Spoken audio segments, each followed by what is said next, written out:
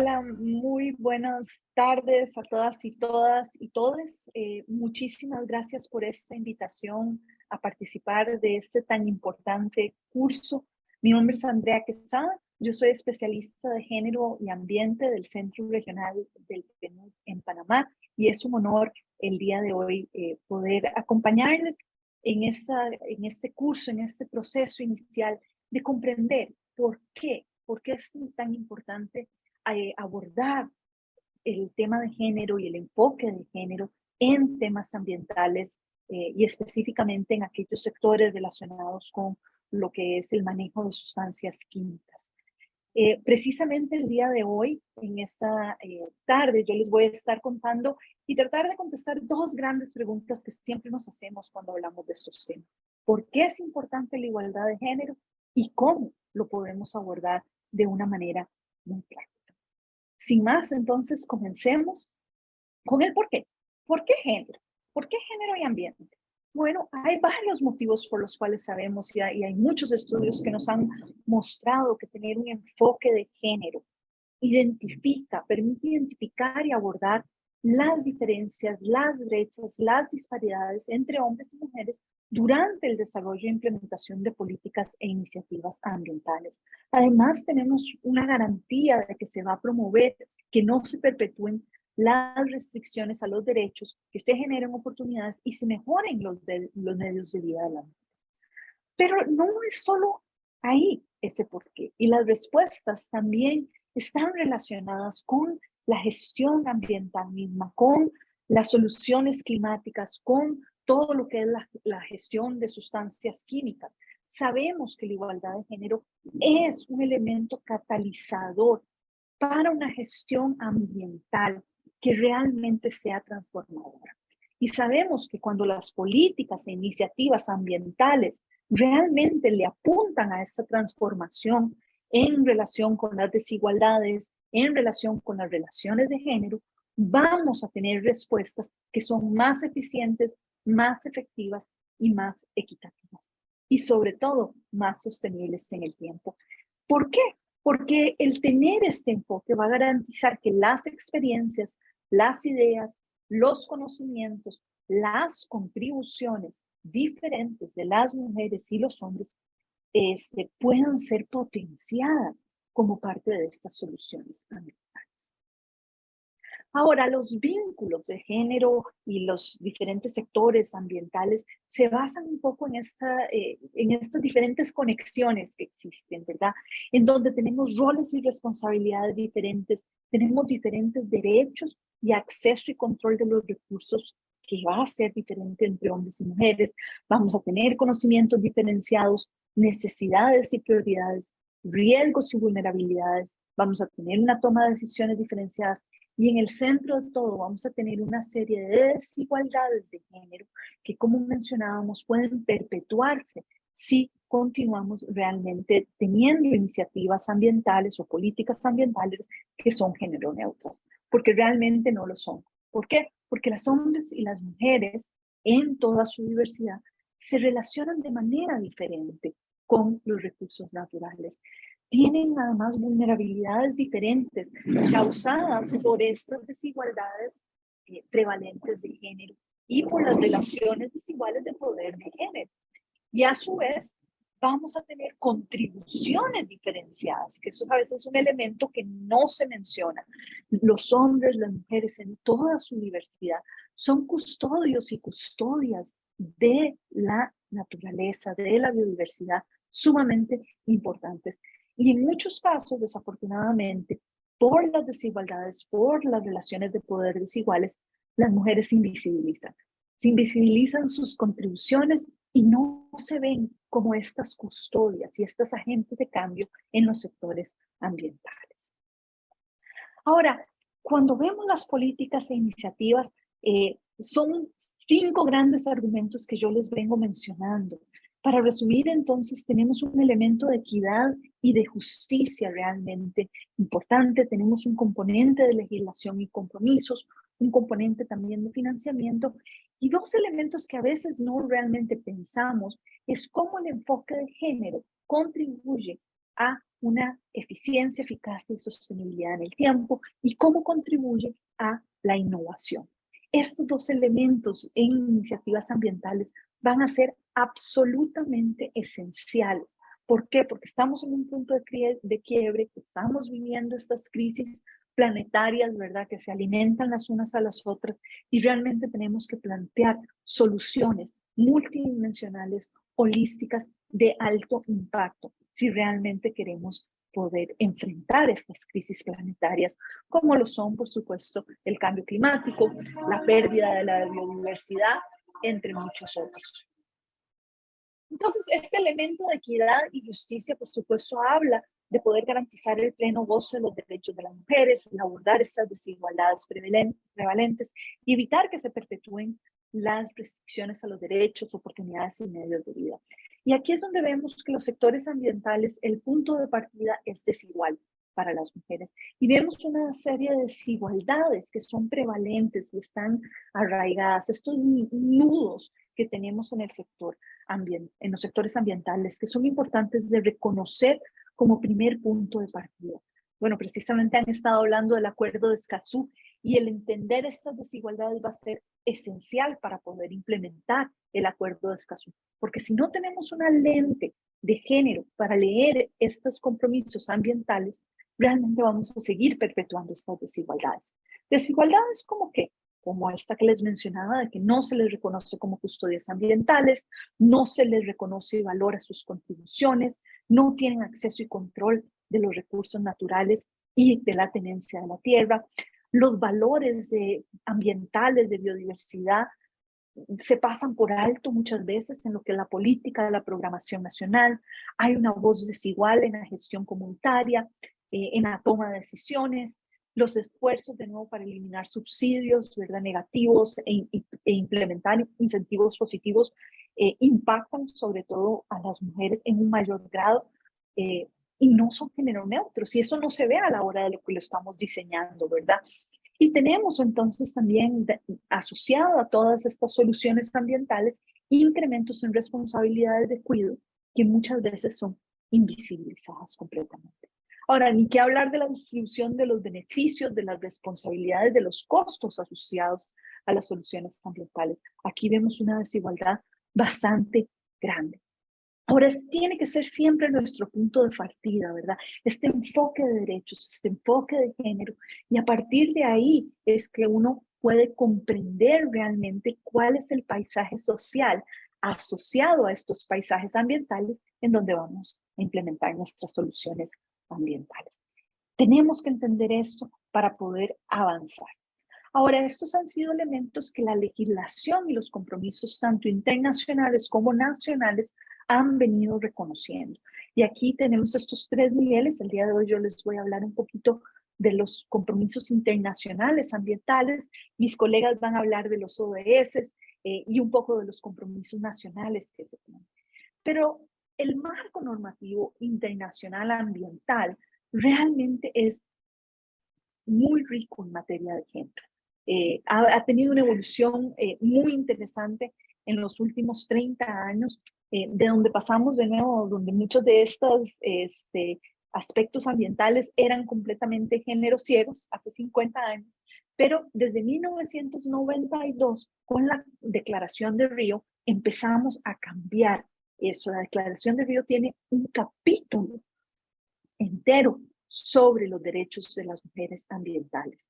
Entonces vemos ahí cómo esto empieza a permear en todas las otras convenciones, conferencias y acuerdos multilaterales ambientales, desde los de cambio climático a los de biodiversidad, a los de desertificación y a los también relacionados con todo lo que es la gestión de químicos. Y los tres convenios en gestión de químicos, que son Basilea, Rotterdam y Estocolmo, los tres van a tener referencia a consideraciones de género o a cuestiones de género. Y los tres tienen, de hecho, un plan de acción de género que se actualiza en el 2019. Entonces tenemos un punto de partida bastante ambicioso en materia de género.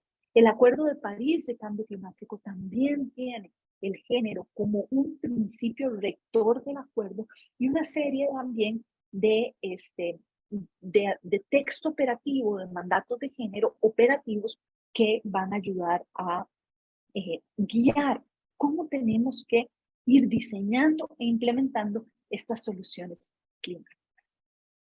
Ahora, un elemento y este tercer elemento o argumento importante que hay que reconocer es en relación al financiamiento. Hay oportunidades de financiamiento ambiental que ya tienen como mandatos el tener un enfoque de género. Y hay financiamiento específico para proyectos de género. Solo un resumen, y antes de entrar en el siguiente punto, todos los financiamientos ambientales más importantes de este momento, como es el Fondo de Financiamiento Ambiental o lo que se conoce como GEF, el Fondo Verde del Clima, el Fondo de Adaptación, todos tienen políticas de género. Todos requieren que para poder acceder al financiamiento tenemos que tener análisis de género y planes de acción de género. Entonces ahí hay un argumento más del por qué tenemos que transversalizar el género, ¿verdad? Viene como parte de estos paquetes de mandatos y que acompañan a esta normativa internacional que conversamos. Ahora, los dos elementos que yo les decía que a veces olvidamos son estos elementos de eficacia, eficiencia y sostenibilidad e innovación. Y realmente el tener este enfoque de género va a permitirnos abordar los retos que ponen en riesgo el éxito de una iniciativa, porque las desigualdades de género y las relaciones de poder de género desiguales ponen en riesgo el lograr nuestros objetivos ambientales. Además, realmente el tener este enfoque genera estos efectos multiplicadores de las acciones y de las soluciones ambientales. Entonces genera estas situaciones finalmente de gane-gane. Si se diseñan desde este enfoque, desde un principio, las políticas y las iniciativas. Ahora, también nos hemos dado cuenta que un elemento que se está permeando cuando estamos trabajando el enfoque en género es el elemento de la innovación. Y cómo permite, entonces, o es la tierra fértil para tener iniciativas con soluciones innovadoras y producir impactos o resultados que realmente están contribuyendo al desarrollo sostenible y a sus tres elementos. Ahora, ¿por qué se da esto?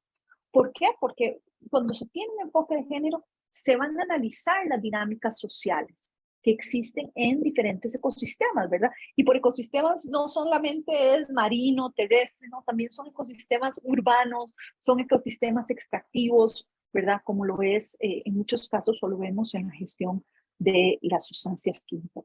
Ahora, el tener este paisaje social que yo les decía muy claro, de manera paralela con el paisaje ambiental, va a permitir estas acciones más efectivas. ¿Por qué?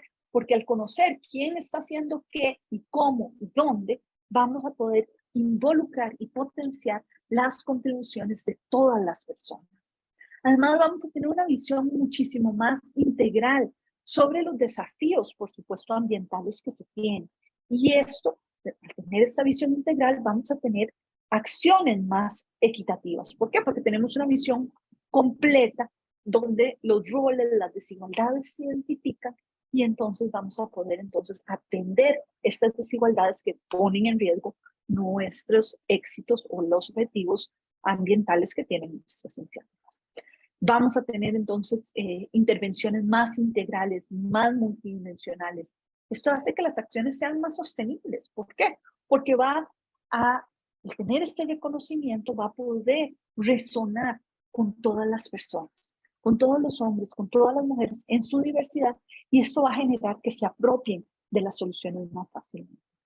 Va a promoverse una toma de decisiones incluyente, en una implementación también muchísimo más incluyente, y realmente las soluciones a problemas complejos requieren la mayor cantidad de voces. Y solo así es que vamos a tener acciones más diversas e innovadoras. Ahí está ese enlace entre el enfoque de género y la innovación.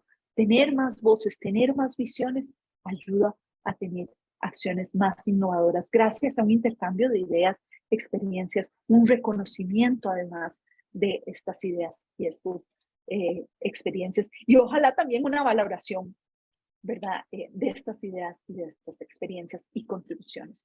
Y bueno, al final todo esto te lleva a garantizar el cumplimiento de los objetivos ambientales y a tener estas acciones con un mayor impacto, como hablábamos, ¿verdad? Se van a reducir riesgos y potenciar soluciones. Ahora, nosotros hemos venido trabajando estos temas desde PNUD, desde hace un tiempo, en una diversidad muy amplia de temas ambientales. Y lo que nos damos cuenta es que para lograr precisamente esta eficiencia, eficacia, sostenibilidad e innovación, tenemos que comenzar por reconocer los derechos, reconocer a las diferentes partes interesadas relevantes, reconocer la diversidad en los hombres, en las mujeres, reconocer sus contribuciones y reconocerles finalmente como custodias y custodias ambientales. A partir de ahí es que podemos entonces entender cuáles son estas desigualdades que les frenan, abordarlas y no quedarnos ahí, sino también generar oportunidades. Y vemos que hay una serie de proyectos que han logrado hacer precisamente eso. Uno de ellos en Ecuador, precisamente, es un proyecto sobre la gestión adecuada de sustancias químicas en su ciclo de vida. Y aquí es muy interesante porque el proyecto tenía dos elementos. Tenía un elemento de lo que era reducir el uso del mercurio como parte de la extracción de oro más artesanal, y tenía un componente de reducir ¿cómo se llama?, la exposición a químicos por el uso de contenedores plásticos que tenían residuos de COPS. Entonces, lo interesante es que el proyecto comienza por reconocer cuáles son los roles de las mujeres en estos dos grandes sectores, en la minería artesanal y en la gestión de estos residuos y de estos contenedores. Y se dan cuenta ahí que tenían roles diferentes, que se estaban exponiendo a estos químicos de manera diferente. En el caso de las mujeres mineras, por ejemplo, ellas que se conocen como hancheras en Ecuador, estaban haciendo toda la extracción de oro con mercurio en las cocinas de sus casas. Entonces, imagínense el riesgo en el que viven. De igual manera, con los contenedores, las mujeres estaban realmente expuestas a todo lo que es el manejo, y usaban muchas veces estos contenedores que tenían los COPs para poder jalar agua, para poder cocinar. Entonces imagínense que la exposición y el riesgo era diferente. El proyecto reconoce eso y empieza a trabajar entonces directamente con las mujeres, en el caso de las rancheras, para poder tener estos procesos de extracción muchísimo más sostenibles y limpios, y en el caso de las mujeres recolectoras de plásticos, ¿verdad?, para apoyarlas para mejorar esta gestión, que tengan, ¿verdad?, el manejo adecuado, la protección adecuada. Entonces vemos de nuevo que ahí se están abordando algunas desigualdades porque no se les reconocía, no se les veía como partes importantes muchas veces en el ciclo o en la cadena de valor de estos productos. Y el tercer elemento es que se generan oportunidades. En el caso de las mujeres mineras, incluso se logra que el oro que se extrae por parte de las mujeres sea vendido, por ejemplo, a compañías europeas que quieren comprar oro que tenga no solamente una responsabilidad ambiental, ¿verdad?, un menor impacto ambiental, sino que también contribuye a la justicia social. Entonces, este oro es reconocido como el oro producido por las mujeres de manera sostenible y tiene un mayor precio. Entonces, están generando oportunidades de mercado para que ellas puedan recibir mayores beneficios. Este es solo uno de los ejemplos de muchas iniciativas que han comenzado a trabajar en estos temas altamente técnicas que a veces creemos que no tienen género, el tema. Muchas gracias y les deseo una muy buena jornada.